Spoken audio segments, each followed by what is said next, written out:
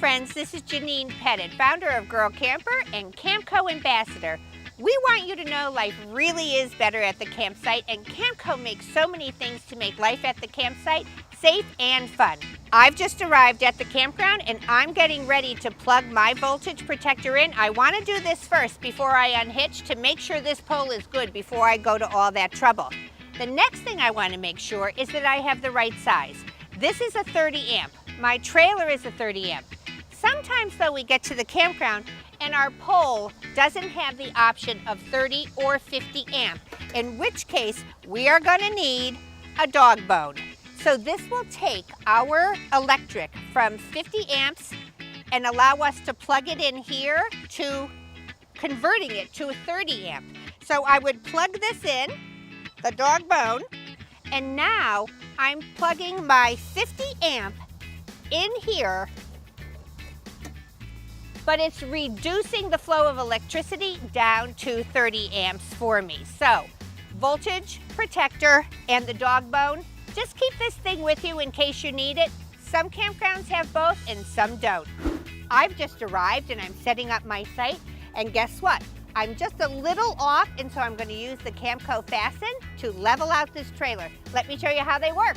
These things are so easy to store. So they stack up like this, and then we have this little handle that simply untwists. I pull those out, and then I can pull off as many as I need. I'm just the tiniest bit off, so I'm gonna set these up here behind my camper, and I'm just going to drive up and raise this thing just the littlest bit. So I've stacked them and they're interlocking. I'm gonna back the trailer up and I'm gonna sit right on top of that, and it's gonna level me off. I place my Camco wheel chock right under my rear wheel here. I'm not putting it on the other side because I have a leveler going there. So what I'm doing now is placing this in here. I give it a good kick to make sure it's really wedged in there. You do not want to disconnect your coupler from the ball until you make sure you have that in place. Even a slight slope can send your RV rolling down the hill and into the lake. Wheel chock. And now I'm going to disconnect from the hitch. I'm traveling with my weight distribution bars on, so the first thing I want to do is raise up my hitch here to take the pressure off those bars. I am leaving my coupler down until I get my weight distribution bars off. I use the R3 Recurve Ease Lift weight distribution hitches. These are a dream for girl campers. I had a different kind before that had to be shoved up from underneath, and I just didn't always possess the arm strength I needed for that. These drop in from the top. There is an easy safety pin here that you push a button and you pull it straight out. I don't have to worry about having a pin with me and losing that pin. And it's on a wire, so I can't lose it. Now I'm gonna raise this up. If I raise it up high enough, I shouldn't even need the tool to get it off. It should pop right out, but there is a clever little tool. And you can see this is relieving the pressure from the bars, and it's going to slide right out. Okay, I've got this thing up pretty high and I've removed the pin, and I should be able to apply just a little bit of pressure and that comes out. I got it out on both sides. Now I've got both of my bars detached from my RV, and I'm gonna pull this all the way in this direction and I'm gonna lift it right out. That easy. Now I'm gonna lower this again and detach my coupler, and I'm ready to go. Look how much that truck came down. There we go. Disconnection. Now that my coupler is off the ball, I'm going to pull my truck forward, and then I'm going to level my trailer front to back. I know I already have my trailer leveled side to side, and I want to level it front to back. So I'm just going to lower down my jack, throw my little leveling tool on there, and then I'm going to be ready to drop my stabilizing jacks. I have got my trailer leveled front to back and it's unhitched. I've got my wheel chocks. The last thing I do before I begin the plugging in of the electric and the water is to drop my stabilizing jacks. I like to sit them on my fasten blocks because I don't want them to shift around in the ground. I don't want mud on them. So I make sure I put a couple of blocks underneath them, and then I turn until I hit resistance, and then I give it another little quarter turn. A stabilizing jack is meant to stabilize your camper. You don't want to put weight on it. It is not a weight distribution. So just give it a half a crank after you hit resistance and you're good to go. The other little tip I have for you is to take some neon colored duct tape and fasten it onto your hand crank, because when you lay this thing down, it's so easy to lose it. Put that tape on there, and then when you scan the campsite to make sure you haven't forgotten anything, it's going to blink at you. I have just hooked up my Rhino Extreme hose. Now this campsite I'm at has full hookup, so I can keep my sewer hose connected. I want to share with you a misnomer about sewer hoses.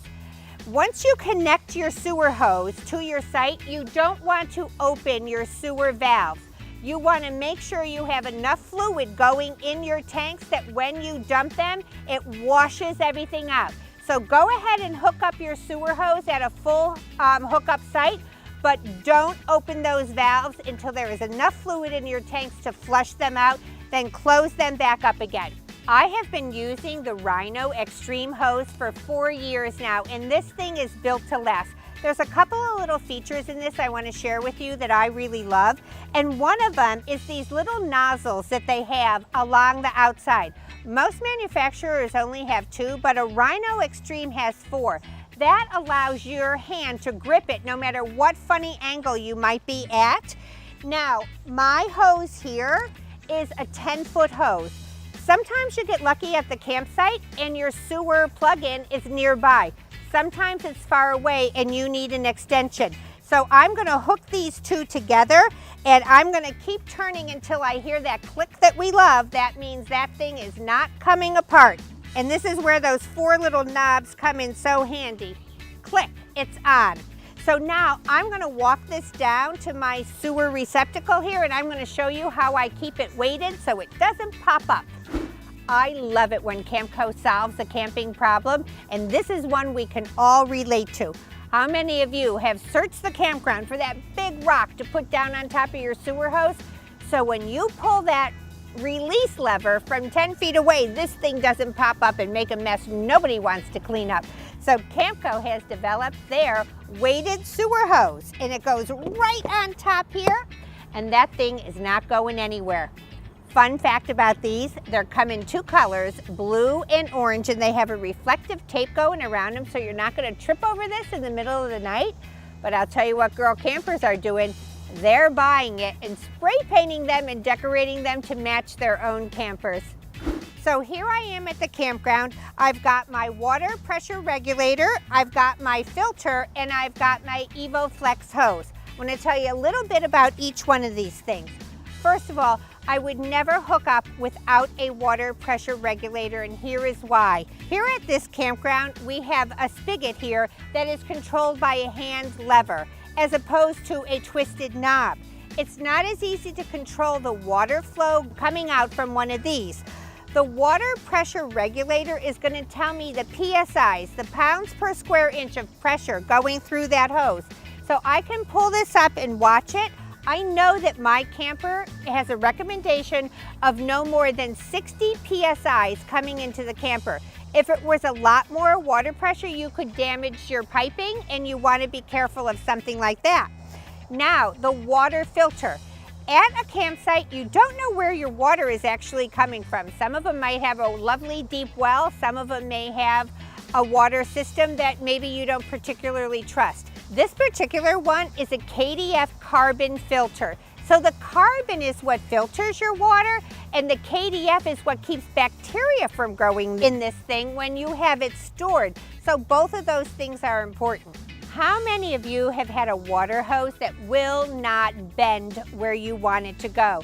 So the EvoFlex hose here has no memory. It's super flexible and it goes however you want. And when it is then pulled out, it doesn't keep that shape. So you can see how flexible this hose is. And so when you want to wrap it up, it's so much easier to do. So this is my setup when I'm at a campground. I've got my water regulator, I've got my water filter, And I've got my easy breezy EvoFlex hose. Life is really better at the campsite.